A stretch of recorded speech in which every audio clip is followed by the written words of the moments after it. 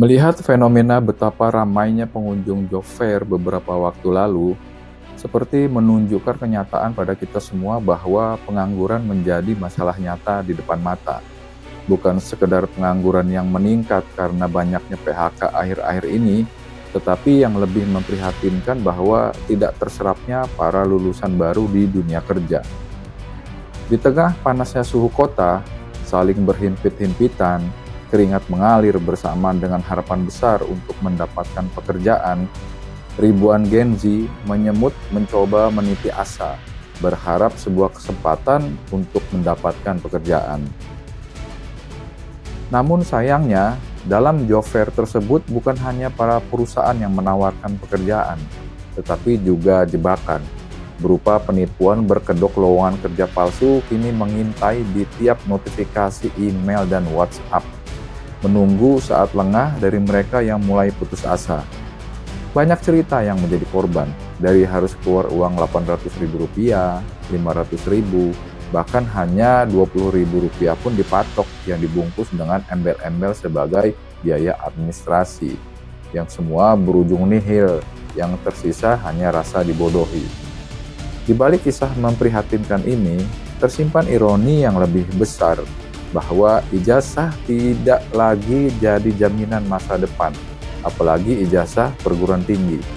Bahkan, bisa jadi malah menjadi beban ekspektasi para lulusan baru yang tak selaras dengan realita industri di dunia kerja.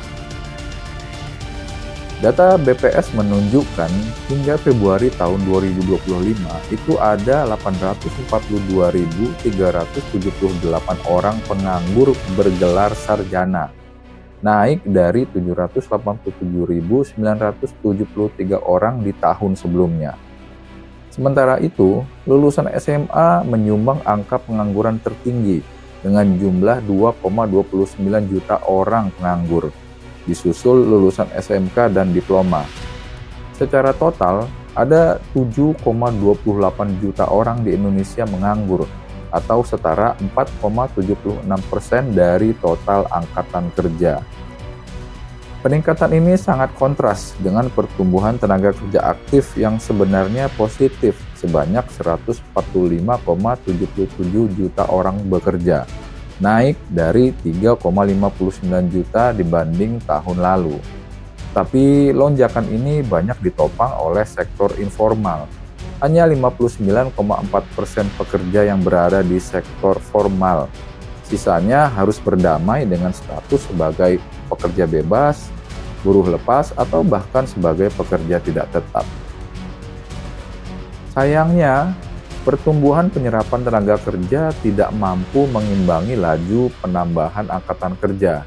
Akibatnya, ada 83,45 ribu orang baru terpaksa menjadi penganggur, meningkatkan total jumlah pengangguran di Indonesia. Fenomena aspirational mismatch dan reservation wage gap menjadi penjelas. Banyak lulusan perguruan tinggi enggan masuk ke sektor informal atau pekerjaan teknis karena merasa tak sepadan dengan gelarnya. Mereka menunggu pekerjaan ideal, yang sayangnya tak kunjung datang. Sementara itu, lulusan diploma justru lebih stabil. Dari 305.000 penganggur pada tahun 2020, turun menjadi 170.000 pada tahun 2024. Pendidikan yang aplikatif dan siap kerja menjadi nilai lebih bagi para lulusan diploma, terutama bagi industri yang mencari tenaga produktif, bukan sekedar gelar akademik.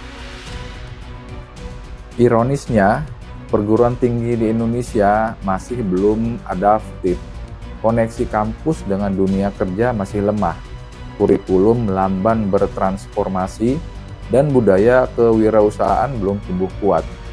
McKinsey Global Institute mencatat bahwa hanya 40% warga dengan usia 25-34 tahun yang menamatkan pendidikan menengah atas.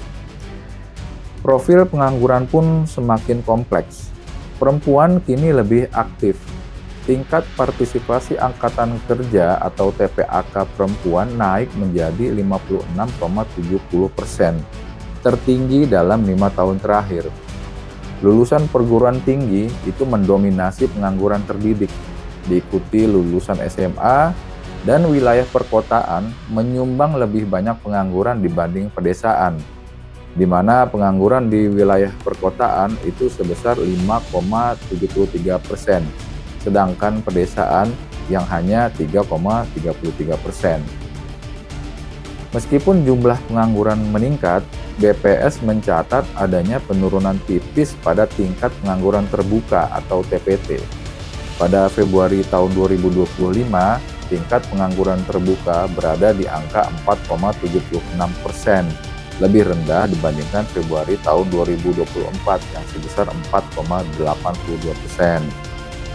Penurunan ini terutama disumbang oleh tingkat pengangguran terbuka perempuan yang mengalami penurunan.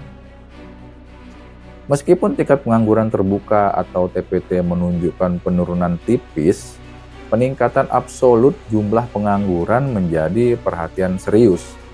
Hal ini mengindikasikan bahwa pasar kerja belum sepenuhnya mampu menyerap seluruh angkatan kerja baru yang terus bertambah.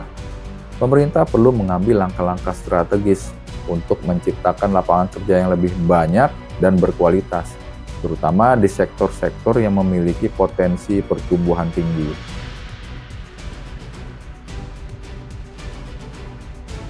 Data ini menjadi alarm bagi pemerintah dan seluruh pemangku kepentingan untuk mengevaluasi efektivitas kebijakan ketenagakerjaan yang ada.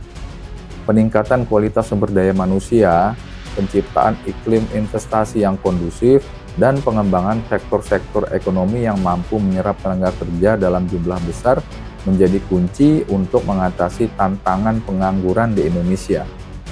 Situasi darurat pengangguran ini menuntut aksi nyata dan kolaborasi dari berbagai pihak agar pertumbuhan ekonomi dapat dirasakan secara merata oleh seluruh lapisan masyarakat.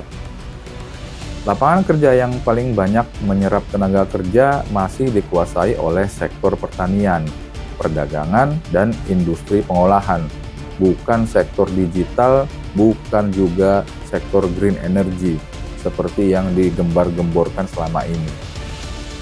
Persaingan untuk mendapatkan pekerjaan sepertinya akan semakin ketat.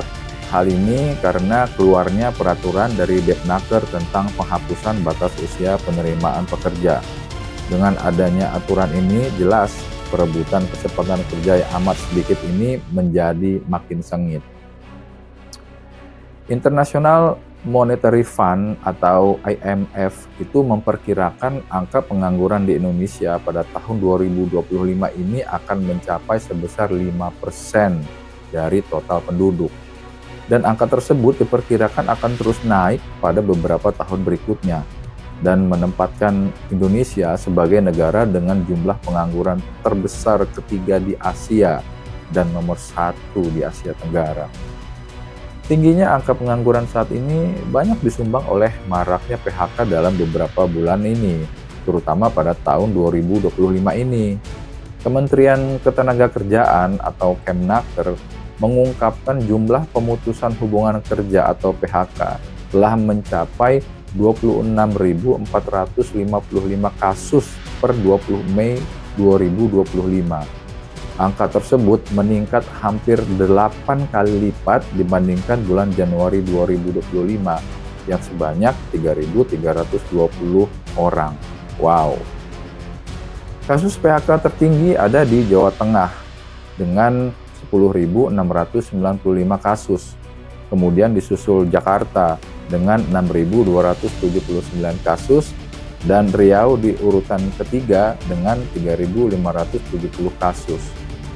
Untuk sektor usaha dengan kasus PHK tertinggi ada pada sektor pengolahan, perdagangan besar eceran, dan jasa. Di sisi lain, Asosiasi Pengusaha Indonesia atau APindo sebelumnya mengungkapkan jumlah PHK dari rentang waktu 1 Januari sampai dengan 10 Maret 2025 saja telah mencapai 73,992 kasus. Adapun angka tersebut berdasarkan data jumlah peserta yang tidak lagi menjadi anggota BPJS Ketenagakerjaan dalam periode tersebut. Angka Apindo per Maret 2025 ini saja jelas jauh lebih besar dibandingkan dari kasus PHK versi Depnaker yang per Mei 2025 tadi. Atau jangan-jangan angka kasus PHK sebenarnya jauh lebih besar dari angka-angka di atas kertas tersebut. Mana yang benar, Depnaker atau Apindo? Atau kenyataan di lapangan? Silakan kamu komentar ya.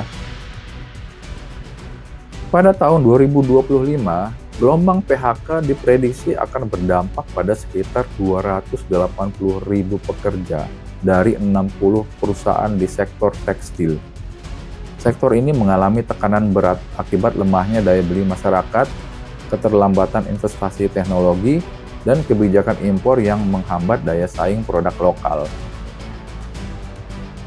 Terdapat beberapa faktor utama yang menyebabkan meningkatnya angka PHK, antara lain, yang pertama, kebijakan investasi yang kurang mendukung industri yang sudah ada.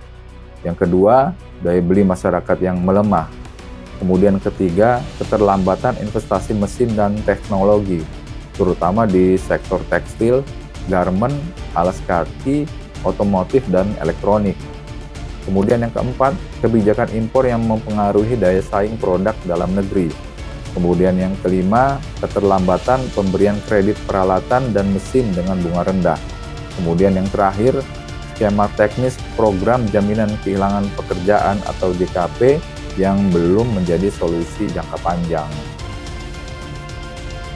Untuk mencegah lonjakan PHK, pemerintah perlu mengambil langkah-langkah strategis, antara lain yang pertama, membuat kebijakan yang mendukung sektor industri berpotensi PHK, seperti sektor pengolahan, jasa, dan pertanian. Kemudian yang kedua, merevisi regulasi terkait persyaratan PHK, agar perusahaan tidak mudah melakukan pemutusan hubungan kerja.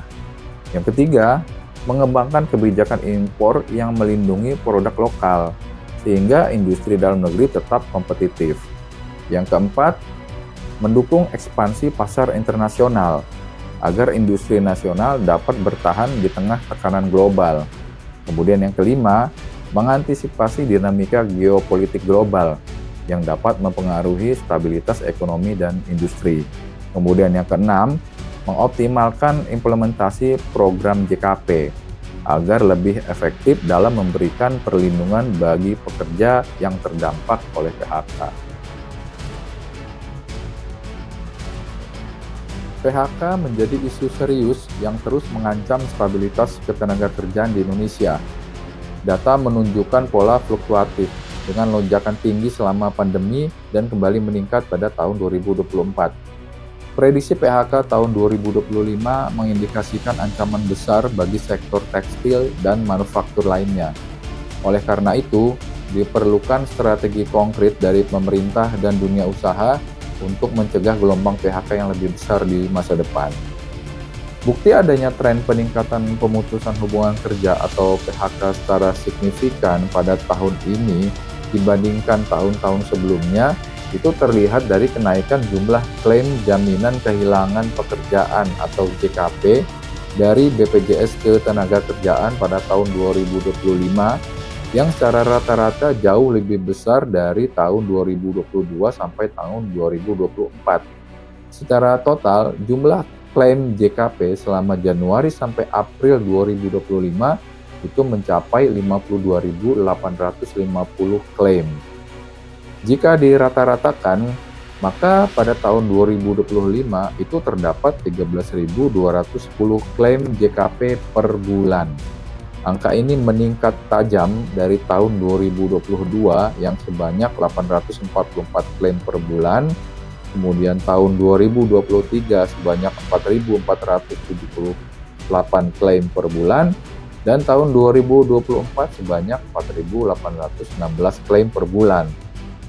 Kalau kita cermati rata-rata klaim JKP di tahun 2025 ini mengalami kenaikan yang tajam secara berturut-turut dari Januari, Februari, Maret, dan April. Sehingga ini juga memberikan indikasi bahwa memang terjadi PHK yang cukup signifikan. Selain jumlah klaim yang meningkat signifikan, Rasio klaim JKP juga melonjak menjadi 25% per April tahun 2025 ini.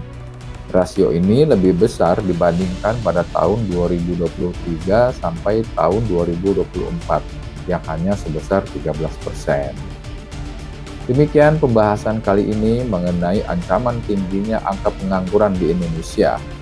Silahkan share video ini dan berikan komentar kamu mengenai kondisi pengangguran saat ini. Jangan lupa subscribe channel ini dan terima kasih sudah menonton video ini sampai selesai.